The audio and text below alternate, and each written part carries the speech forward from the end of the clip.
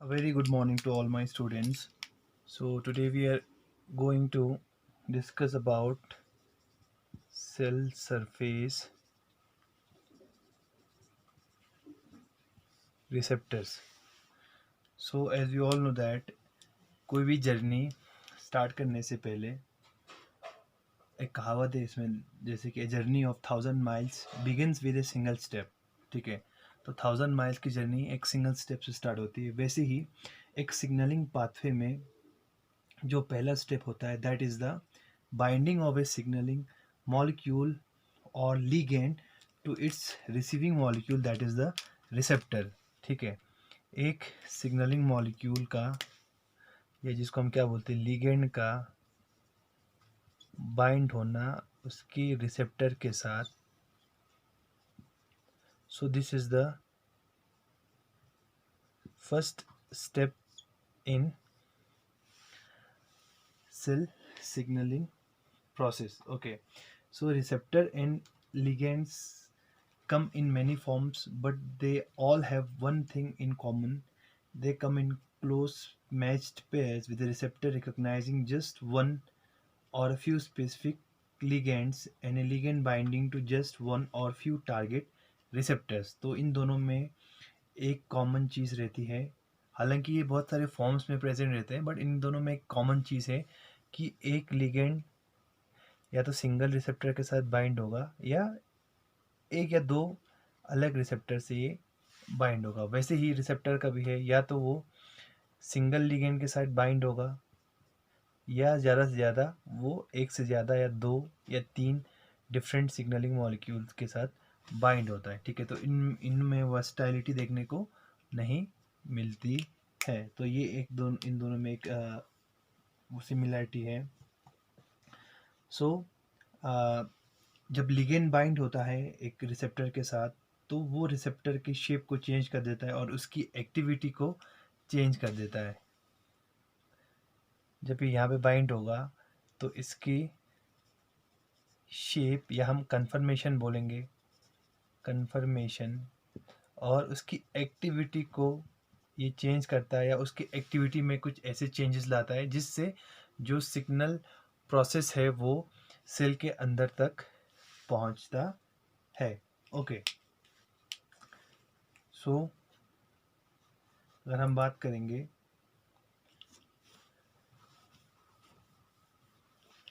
तो जब एक लिगेंड बाइंड होगा अपने रिसेप्टर पे, तो वो सेल में एंटर होके सेल में वेरियस एसोसिएटेड प्रोटीन्स को एक्टिवेट करके फिर फाइनली वो सेल उस पर्टिकुलर सिग्नल को रिस्पॉन्स देता है।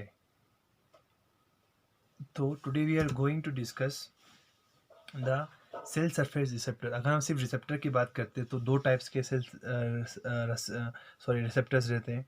एक है intracellular receptor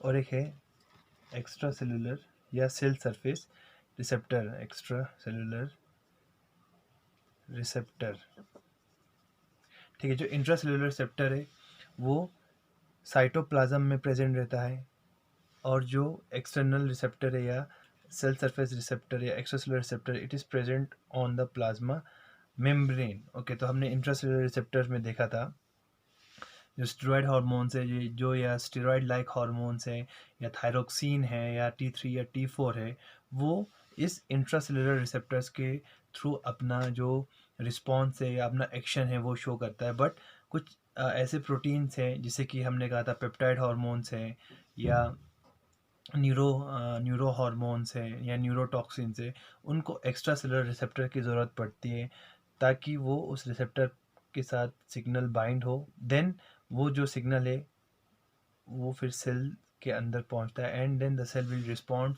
to the stimulus और द लिगेंड। ओके, सो अगर हम सेल सरफेस रिसेप्टर की बात करेंगे तो cell surface receptors are membrane bound or membrane anchored proteins that binds to ligand on the outside surface of the cell. So cell surface receptors are membrane bound proteins, और कभी कभार glycoprotein भी हो सकता है, proteins that binds to ligands on the outside surface of the cell. Okay, तो इसमें क्या होता है, normally it is present in the plasma membrane, plasma membrane present होता है, ये जो रिसेप्टर्स हैं, ठीक है, एंड यहाँ पे जो लिगेंड है वो outside of the cell bind होता है अपने रिसेप्टर के साथ, ठीक है, this is the ligand, this is the receptor. So many different kinds, तो हम ऐसा बोल सकते हैं इस टाइप ऑफ सेल सिग्नलिंग में जो ये लिगेंड है उसको सेल के अंदर आने की ज़रूरत नहीं पड़ती है, या it does not cross the plasma membrane. अगर हम न्यूक्लियर रिसेप्टर की बात करेंगे या इंट्रासेलुलर रिसेप्टर की बात करेंगे तो वहाँ पे लिगेंड को प्लाज्मा मेम्ब्रेन क्रॉस करके सेल के अंदर आना पड़ता है, बट यहाँ पे सेल सरफेस रिसेप्टर के केस में लिगेंड बाहर ही रिसेप्टर के साथ बाइंड होता है और वो प्लाज्मा मेम्ब्रेन को क्रॉस नहीं करता है.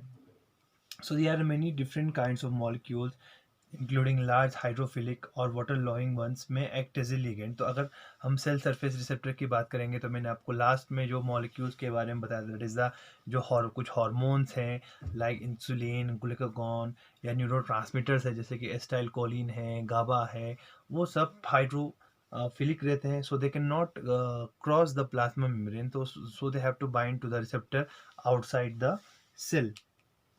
सो अगर हम एक टिपिकल सेल सरफेस रिसेप्टर की बात करेंगे तो इस सेल सरफेस रिसेप्टर में 3 डोमेन्स रहते हैं,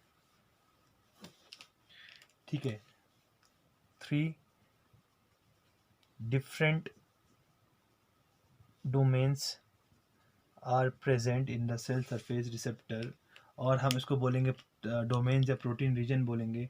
एक है extra cellular ligand binding domain, extra cellular ligand binding domain. एक रहता है ट्रांसमेम्ब्रेन डोमेन, ट्रांसमेम्ब्रेन डोमेन, ठीक है. उसके बाद तीसरा रहता है इंट्रासेल्यूलर डोमेन. अगर हम डायग्राम के थ्रू देखेंगे, so this is your cell and this is the plasma membrane which is made up of phospholipid. Okay, तो एक होता है एक्स्ट्रा सेलुलर डोमेन, तो मैं ऐसे आपको स्ट्रक्चर ऐसे बना रहा हूँ जस्ट समझने के लिए, एक्स्ट्रा सेलुलर डोमेन, और एक जो ये दिख रहा है this is the trans membrane domain, उसके बाद एक इंट्रासेलुलर डोमेन, ठीक है, जिसको मैं अभी ब्लैक के साथ शेड करता हूँ. सो this is the intracellular domain, and जो ये ग्रीन वाला है that is the extra cellular domain, ECD, then transmembrane domain TMD, and this is the ICD, intracellular domain. तो जो एक्स्ट्रा सेलुलर डोमेन है वो हमेशा सेल के बाहर रहता है और हमेशा लिगेंड के साथ बाइंड होता है, और जो ट्रांसमेम्ब्रेन डोमेन है इट्स ए हाइड्रोफोबिक डोमेन, उसमें जो अमीनो एसिड्स रहते हैं वो मेनली हाइड्रोफोबिक रहते हैं, so they are present in between the plasma membrane, ठीक है. देन उसके बाद है एक तीसरा, that is the intracellular domain which is present inside the cell which often transmits a signal, ठीक है, जो बाहर से सिग्नल पहुंचता है उसको ट्रांसमिट कौन करता है, that is the intracellular domain. So the size and structure of these region can vary a lot depending on type of receptor. तो इनके जो साइज है या उनके जो स्ट्रक्चर है ठीक है, वो वेरी करता है अकॉर्डिंग टू देयर फंक्शन और टाइप ऑफ रिसेप्टर कौन सा है। फॉर एग्जांपल अगर हम बात करेंगे किसकी, that is ji protein coupled receptor की, तो जी प्रोटीन कपल रिसेप्टर में 7 ट्रांस मेम्ब्रेन डोमेन प्रेजेंट रहते हैं। ठीक है, तो उसको सर्पेंटाइन भी कहा जाता है। ठीक है, 1 2 3 4 5 6 7, तो 7 ट्रांस मेम्ब्रेन डोमेन्स प्रेजेंट रहते हैं किसमें, जी प्रोटीन कपल रिसेप्टर में। तो किसी किसी में सिंगल, जैसे कि टायरोसिन रिसेप्टर है उसमें सिंगल रहता है। ठीक है, तो जीपीसीआर में 7 रहता है। अगर हम टायरोसिन रिसेप्टर की बात करेंगे तो वहाँ पे सिंगल ट्रांस मेम्ब्रेन डोमेन रहता है, और किसी किसी में 2 रहता है। ठीक है, तो वो डिपेंड करता है कि किस टाइप का रिसेप्टर है, और उस रिसेप्टर के टाइप के हिसाब से इसका जो स्ट्रक्चर और साइज है वो क्या करता है, वेरी करता है। सो अभी मैंने आपको बताया the size and structure of this region can vary a lot depending on the type of receptor, receptor का टाइप कौन सा है। दूसरा, the hydrophobic region, and the hydrophobic region में consist of a multiple stretches of amino acid that criss cross the membrane. जो transmembrane है वहाँ पे बहुत सारे हाइड्रोफोबिक अमीनो रीजन प्रेजेंट रहते हैं, जो मेनली अमीनो एसिड से बना होता है, और या तो वो एक बार मेम्ब्रेन को क्रॉस करता है, या तो 2 बार करता है, या तो 3 बार करता है, वो तो या 4 बार करता है। वो डिपेंड करता है कि आपका सेल सरफेस रिसेप्टर कौन सा है। So there are many kinds of cell surface receptor, but we will talk about the 3 common types, that is the ligand gated ion channels, G protein coupled receptor, and the receptor tyrosine kinase.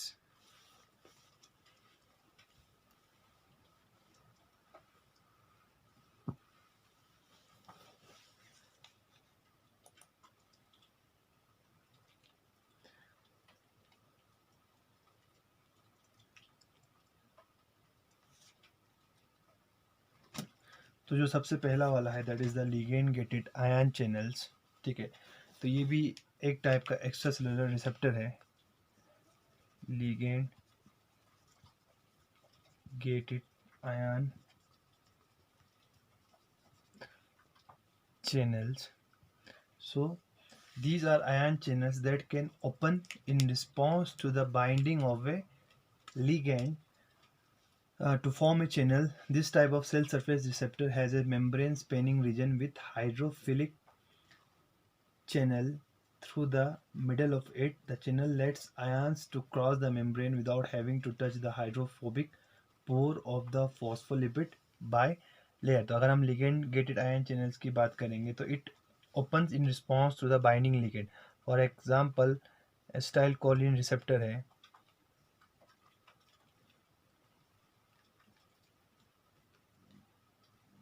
तो normally जो acetyl Colin receptor है वो 3 आपको conformation में देखने को मिलेगा। ठीक है, एक है दैट इज क्लोज टाइप,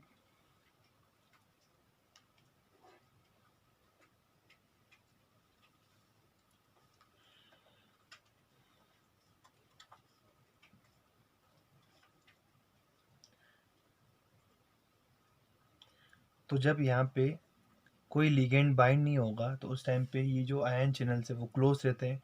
तो अभी इन्होंने बताया कि जो ये सेंटर में जो जो मेम्ब्रेन को क्रॉस करता है, it has mainly hydrophilic hydrophobic amino acids. ठीक है, अमीनो एसिड वहाँ प्रेजेंट है। ठीक है, जिसकी वजह से वो एक पोर लाइक चैनल फॉर्म करते हैं, तो जो बाहर से जो भी आयन्स है वो इजीली यहाँ पे क्रॉस कर सकता है। ठीक है, तो जब यहाँ पे कोई लिगेंड बाइंड नहीं होगा तो ये क्लोज रहता है, और जैसे ही यहाँ पे लिगेंड बाइंड होगा, जैसे ही लिगेंड दिख नहीं रहा आपको शायद, जैसे ही लिगेंड बाइंड होगा तो ये जो अपना कन्फर्मेशन है वो चेंज हो जाता है। ठीक है, इसका जो कन्फर्मेशन है वो चेंज हो जाएगा। सो इस टाइप का कन्फर्मेशन हो जाएगा जैसे ही वहाँ पे लिगेंड बाइंड्स होंगे। ठीक है, this is the ligand, our ligand, तो समझ लीजिए लिगेंड है। तो जैसे ही लिगेंड बाइंड होगा इसका कन्फर्मेशन चेंज हो जाएगा। देन अभी ओपन नहीं हुआ है, सिर्फ इसका कन्फर्मेशन चेंज हुआ है, तो ion channel is occupied by ligand and conformation is change. Then उसके बाद ये लिगेंड स्टिल इसका कन्फर्मेशन चेंज कर रहा है और फाइनली क्या होता है, ये जो दिख नहीं रहा शायद,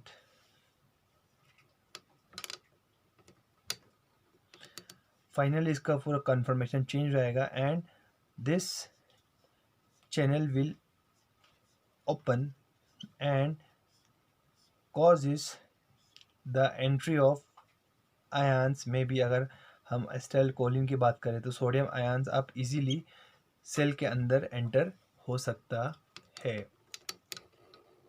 ओके, तो ये जो आपको दिख रहा है आयन, तो वो इजीली सेल के अंदर एंटर हो सकता है बिकॉज अब ये क्या हो गया, ओपन हो गया है। ठीक है, तो यहाँ पे लिगेंड बाइंड नहीं था, क्लोज था, जैसे लिगेंड बाइंड हो गया कन्फर्मेशन चेंज हो गए, कन्फर्मेशनल चेंज की वजह से ये जो चैनल है वो ओपन हो गया और अब सोडियम अंदर एंटर हो गया। ठीक है, तो mainly ion channel linked receptors have ion channels for anions and cations and constitute a large family of multi-pass transmembrane protein. They participate in rapid signaling events usually found in electrically active cells such as neurons. They are also called ligand-gated ion channels. Opening and closing of ion channel is controlled by neurotransmitter. तो mainly ये जो इस type के आपको जो ion channel दिख रहे हैं तो वो उनमें देखा जाता है जहाँ पे फास्ट जो रिएक्शंस होते हैं जैसे कि न्यूरॉन्स में। ठीक है, तो वहाँ पे इलेक्ट्रिक इम्पल्स को फास्ट ट्रेवल करना पड़ता है। ठीक है, फॉर एग्जांपल सेंसरी न्यूरॉन से ब्रेन तक या ब्रेन से मोटर न्यूरॉन्स के थ्रू आपके डिफरेंट बॉडी पार्ट्स तक, या अगर हार्ट की भी बात करोगे तो वहाँ पे भी इस टाइप के आयन चैनल्स आपको देखने को मिलेंगे। ठीक है, तो जब अगर हम यहाँ पे देखेंगे तो लिगेंड एसिटाइल कोलिन की हम बात करें तो एसिटाइल कोलिन जैसे ही बाइंड होगा यहाँ पे, ठीक है, तो ये चैनल्स ओपन हो जाएंगे और सोडियम अंदर एंटर होगा, तो वहाँ पे मेम्ब्रेन पोटेंशियल चेंज हो जाएगा। मेम्ब्रेन पोटेंशियल चेंज हो जाएगा तो वहाँ पे एक्शन पोटेंशियल जनरेट होगा। जैसे ही एक्शन पोटेंशियल जनरेट होगा देन ये जो वो है न्यूरॉन्स हैं उनमें एक जो मैसेज है वो एक पार्ट से दूसरे पार्ट तक पहुंचता है। तो इस टाइप के चैनल्स को या इस टाइप के रिसेप्टर्स को, एक्स्ट्रा सेलुलर रिसेप्टर्स को हम क्या बोलते हैं, that is ligand gated ion channels. So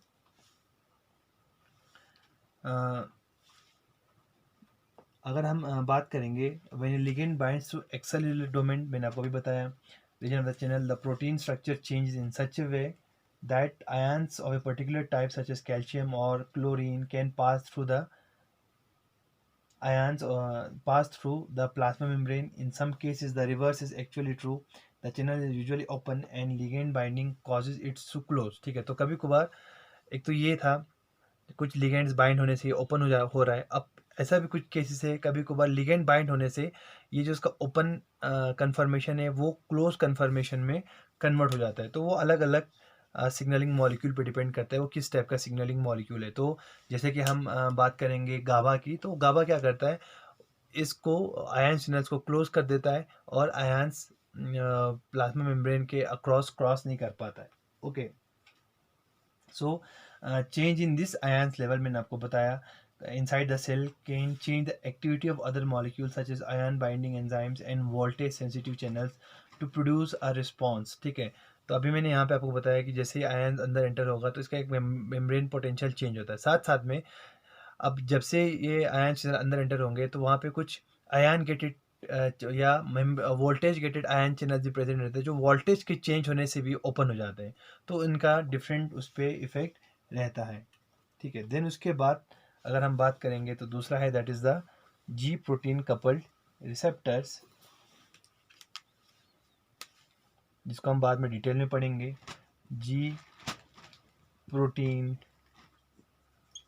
coupled receptor, अगर हम जी प्रोटीन कपल्ड रिसेप्टर की बात करेंगे तो it's a large family of cell surface receptor that share a common structure and method of signalling. तो it's a large family of cell surface receptor and जितने भी इस फैमिली में जो मेंबर्स है वो एक कॉमन मेथड के थ्रू जो सिग्नलिंग प्रोसेस है वो प्रोसेस करता है. So the member of GPCR family have 7 different protein segments that cross the membrane and they transmit signal inside the cell through a type of protein called a G protein. अगर हम structure देखेंगे तो मैं आपको यहाँ पे structure दिखा देता हूँ. तो एक एक्स्ट्रा सेलुलर डोमेन रहता है उसमें और 7 1 2 3 4 5 6 एंड 7. ठीक है, 7 ट्रांस मेम्ब्रेन डोमेन्स रहते हैं, 7 ट्रांस मेम्ब्रेन डोमेन. ठीक है, और एक एक्स्ट्रा सेलुलर डोमेन और एक इंट्रा सेलुलर डोमेन. और जो इंट्रा सेलुलर डोमेन है वो एक स्पेशल प्रोटीन के साथ बाइंड होता है. That protein is called ji protein. ठीक है, जी protein is made up of alpha beta and gamma सब यूनिट. ठीक है, तो एक स्पेशल प्रोटीन के साथ ये बाइंड रहता है, is the G protein. So GPCR are diverse and find and bind many different types of ligands. तो diverse family है ये, तो इसीलिए वो different ligand के साथ bind होता है.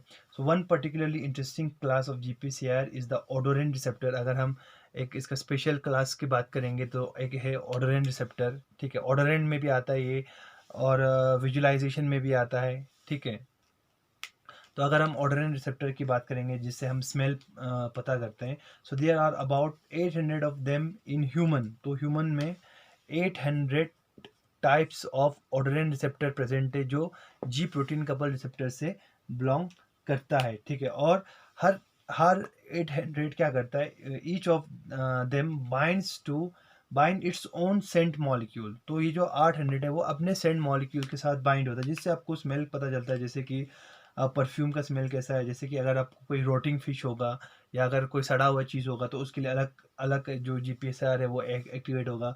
अच्छे स्मेल के लिए अच्छा है जो एक GPCR वो एक्टिवेट होगा. ठीक है, सो हम ऐसा भी बोल सकते हैं.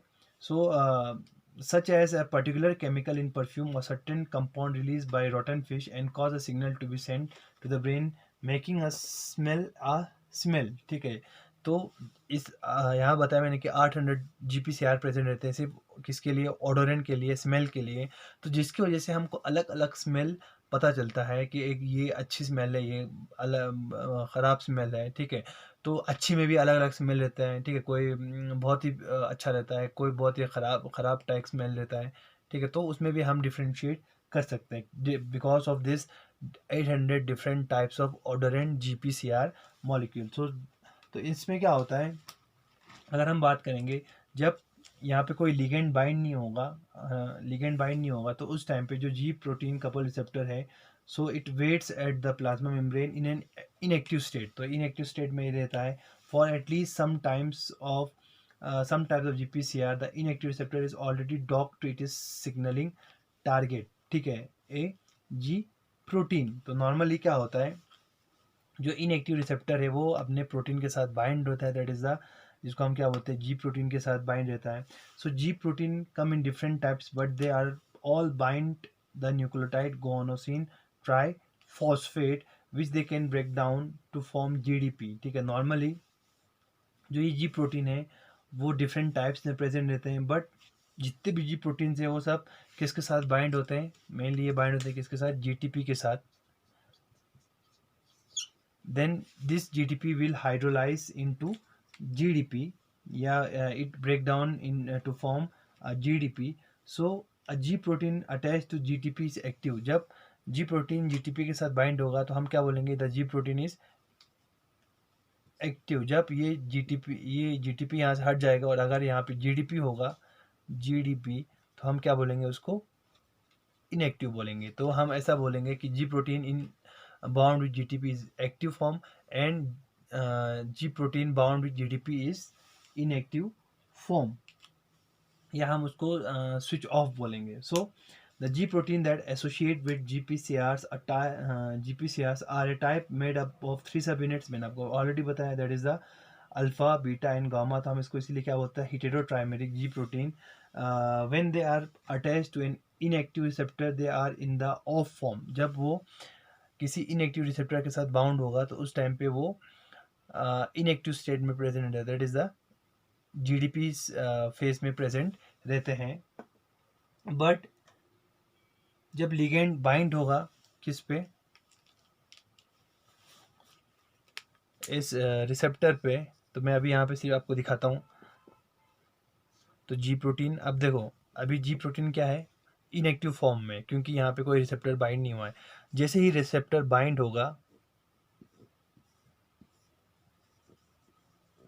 जैसे रिसेप्टर बाइंड होगा यहाँ पे, तो ये जो जी प्रोटीन है, जी protein, it exchange it is GDP with GTP and becomes active. अब ये जो ट्रांसमेम्ब्रेन प्रोटीन है वो, इसमें कोई कन्फर्मेशन चेंज आता है, जिससे जो जी प्रोटीन है वो अपने जीडीपी को निकाल के जीटीपी वहाँ पे ऐड कर देता है और ये एक्टिव हो जाता है। So now this active G protein separates into two piece. अब जैसे ये एक्टिवेट होगा तो ये दो फेज में, दो पीस में डिवाइड हो जाएगा, एक है अल्फा और एक beta gamma, which are freed from the GPCR, और ये अपने GPCR से भी अलग हो जाएंगे। These sub unit can interact with other proteins triggering and signaling process that leads to response. अब देखो इस अल्फा का अलग रोल रहता है और बीटा गामा का अलग रोल रहता है, तो ये अल्फा अपने हिसाब से रिस्पॉन्स वहाँ पे डेवलप करेगा और बीटा गामा अपने हिसाब से रिस्पॉन्स डेवलप करेगा। कुछ सेल्स में ये बीटा गामा रिस्पॉन्स नहीं करता है, मेनली अल्फा ही करता है, ठीक है, बट कुछ सेल्स में अल्फा अलग करता है, बीटा गामा अलग रिस्पॉन्स वहाँ पे डेवलप करता है उस पर्टिकुलर सेल में।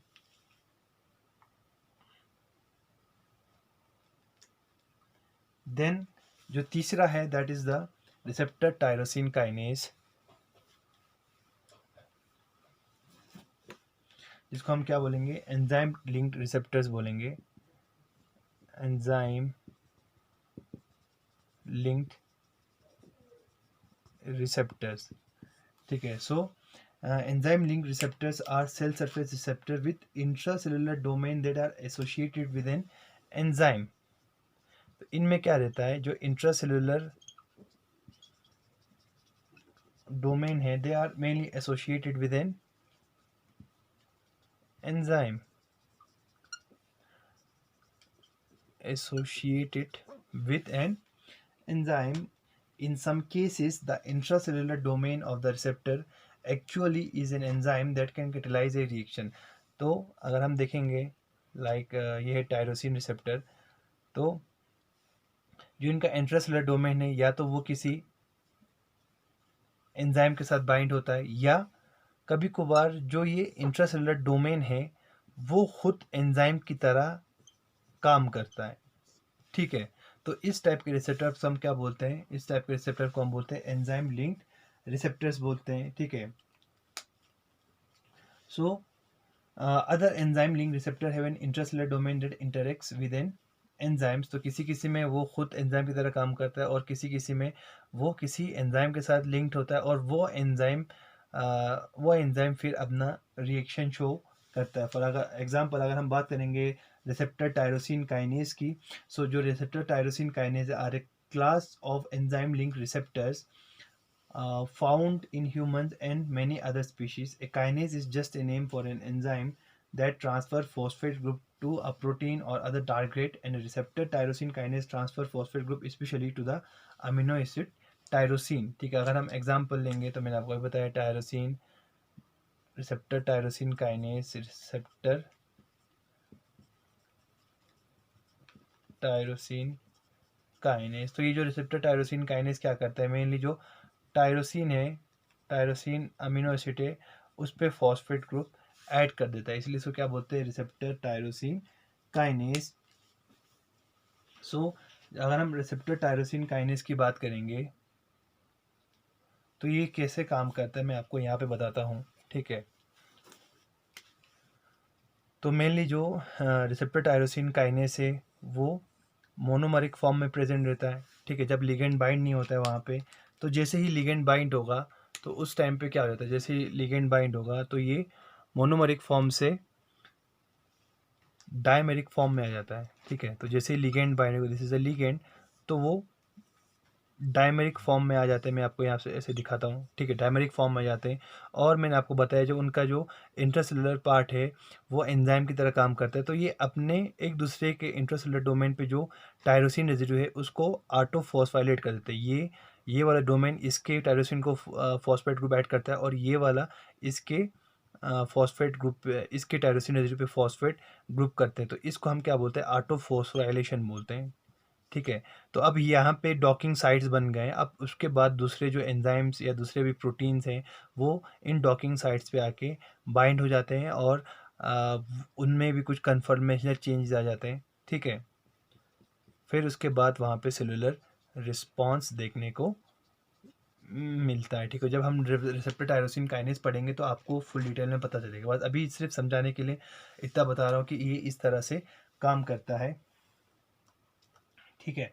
तो जैसे ही ये यहाँ पे बाइंड होगा लिगेंड, तो वो डायमराइजेशन शो करते हैं। नॉर्मली ये मोनोमरिक फॉर्म में होता है, बट लिगेंड बाइंड होते ही उनका डायमराइजेशन हो जाता है। और एक है नॉन रिसेप्टर टायरोसिन काइनेज। तो उनमें टायरोसिन जो रिसेप्टर है वो ऑटोफॉस्फोराइलेशन नहीं करते हैं। अगर मैं यहाँ पे इस साइड दिखाता हूँ, ठीक है, उनको हम बोलते हैं नॉन रिसेप्टर टायरोसिन काइनेज, ठीक है। ये क्या था, रिसेप्टर टायरोसिन काइनेज, और दूसरा इसका एग्जांपल है नॉन रिसेप्टर टायरोसिन काइनेज। तो अगर हम इसके केस पे देखेंगे तो यहाँ पे भी क्या होता है, डायमराइजेशन होता है जब भी वहाँ पे प्रोटीन बाइंड होगा। बट अब इस केस में ये जो इंट्रासेलुलर डोमेन है इनमें वो एंजाइमेटिक प्रॉपर्टी नहीं रहती जो यहाँ इसके पास था। यहाँ पे एंजाइम लिंक्ड होते हैं इनके साथ, क्या होते हैं, एंजाइम लिंक्ड होते हैं। वो एंजाइम अब फॉस्फोराइलेशन करते हैं इन टायरोसिन रिसेप्टर्स का, ठीक है। ये एंजाइम इस टायरोसिन रिसेप्टर का फॉस्फोराइलेशन करता है, और ये जो एंजाइम है वो इस टायरोसिन रिसेप्टर का फॉस्फोराइलेशन करता है। अब यहाँ पे एंजाइम्स यूज़ हो रहे हैं, यहाँ पे एंजाइम यूज़ नहीं हो रहा था बल्कि रिसेप्टर खुद एंजाइमेटिक एक्शन कर रहा था। यहाँ पे एंजाइम्स यूज़ हो रहे हैं ताकि उस रिसेप्टर पे फॉस्फोराइलेशन हो जाए, ठीक है। तो इस टाइप के रिसेप्टर को हम क्या बोलते हैं, नॉन टायरोसिन रिसेप्टर काइनेज। तो ये भी क्या है, एंजाइम लिंक्ड रिसेप्टर्स में ही आते हैं। So this is all the three kinds of receptors, ठीक है, जो हम अभी डिस्कस करेंगे वन बाय वन, ठीक है। जी प्रोटीन कपल रिसेप्टर क्या है, नॉन टायरोसिन लिंक रिसेप्टर्स क्या है, टायरोसिन लिंक रिसेप्टर्स क्या हैं, ठीक है। तो अब उसके बाद हम इसको थोड़ा से प्रॉपर्टी देखेंगे। तो प्रॉपर्टी क्या है रिसेप्टर्स की, तो सबसे पहले इसकी प्रॉपर्टी है that is the specificity. Specificity means कि जो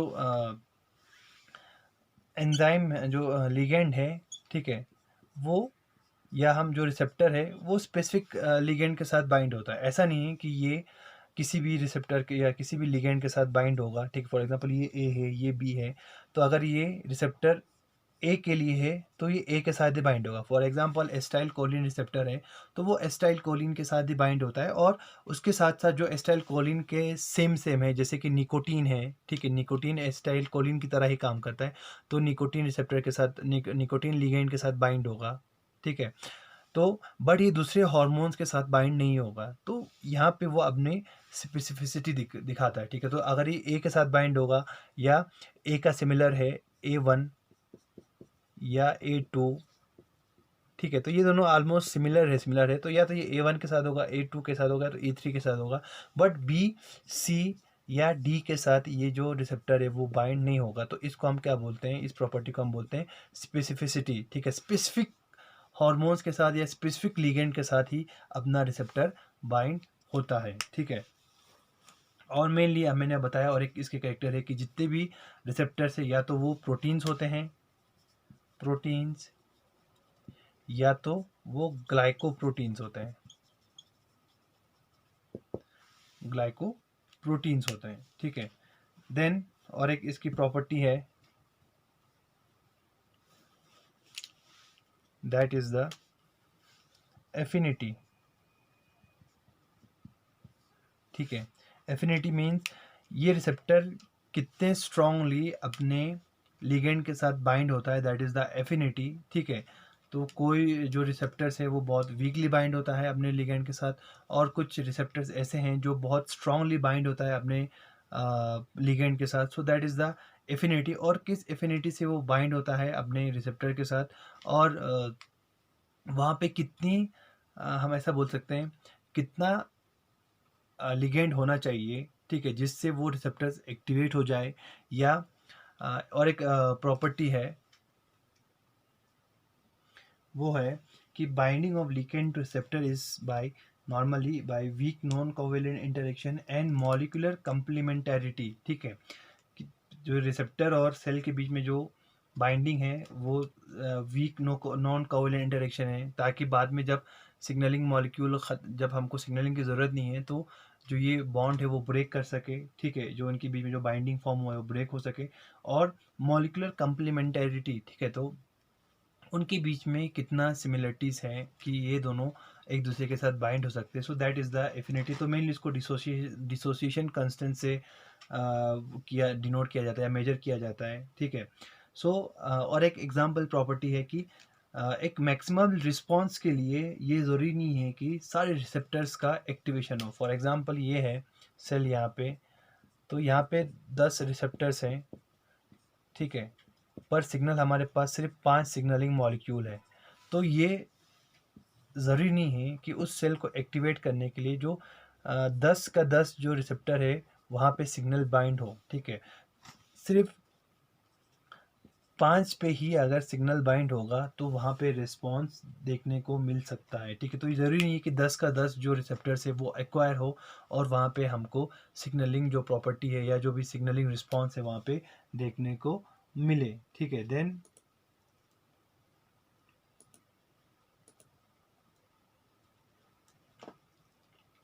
और जो सेंसिटिविटी है और एक किसकी, एक सेल को लिगेंड के साथ बाइंड करने के लिए, तो वो डिपेंड करता है सेल सरफेस रिसेप्टर्स पे। तो कितने सेल सरफेस रिसेप्टर्स वहाँ पे प्रेजेंट हैं, उसके अकॉर्डिंग जो सेल है वो रिस्पॉन्ड करता है किसको, पर्टिकुलरली उन लिगेंड्स को।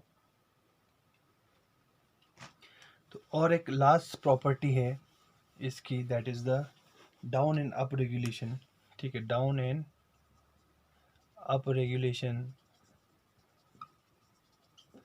तो जब बॉडी को ज़रूरत होती है पर्टिकुलर सिग्नलिंग की, तो उस टाइम पे ये जो रिसेप्टर्स है उनका अप रेगुलेशन होता है, ठीक है, मीन उनका प्रोडक्शन हो जाता है वहाँ पे, चाहे सिंगल स्पैन हो या जी प्रोटीन कपल रिसेप्टर हो या आयन चैनल्स हो। जब उनकी ज़रूरत पड़ती है तो उनका जो लेवल है वो बढ़ जाता है, ठीक है। और जब हमारे बॉडी को ज़रूरत नहीं पड़ती है या हमारे बॉडी में उस सिग्नलिंग की ज़रूरत नहीं होती है तो उस टाइम पे ये जो सिग्नलिंग या जो रिसेप्टर्स है उनका डाउन रेगुलेशन हो जाता है, means now they are remove from the extra cellular receptors, ठीक है। तो अब वो रिमूव हो जाते हैं, तो उनका डिसेंसिटाइजेशन हो जाता है और वो सेल के अंदर रहते हैं, ठीक है। जब ज़रूरत पड़ती है तो फिर से इनका प्रोडक्शन होगा और वहाँ पे वो बाहर एक्सप्रेस होंगे। So this is the last property, that is the down and up regulation. तो हमने देखा स्पेसिफिसिटी देखा, ठीक है, एफिनिटी देखा, देन उसके बाद हमने देखा कि उसका जो नेचर क्या है, ठीक है, उसका नेचर मेनली प्रोटीन और ग्लाइकोप्रोटीन है। देन जो चौथा है that is the down and up regulation, ठीक है, किस तरीके से जब ज़रूरत पड़ती है तो बॉडी में था उनका प्रोडक्शन होता है, और जब ज़रूरत नहीं होती बॉडी तो उनका डाउन रेगुलेशन हो जाता है। जब ज़रूरत पड़ती है तो उस टाइम पे अप रेगुलेशन होता है। So these are the 4 properties of the extra cellular receptors. So this is all about the cell surface receptor, or we can say the extracellular receptors. Thank you.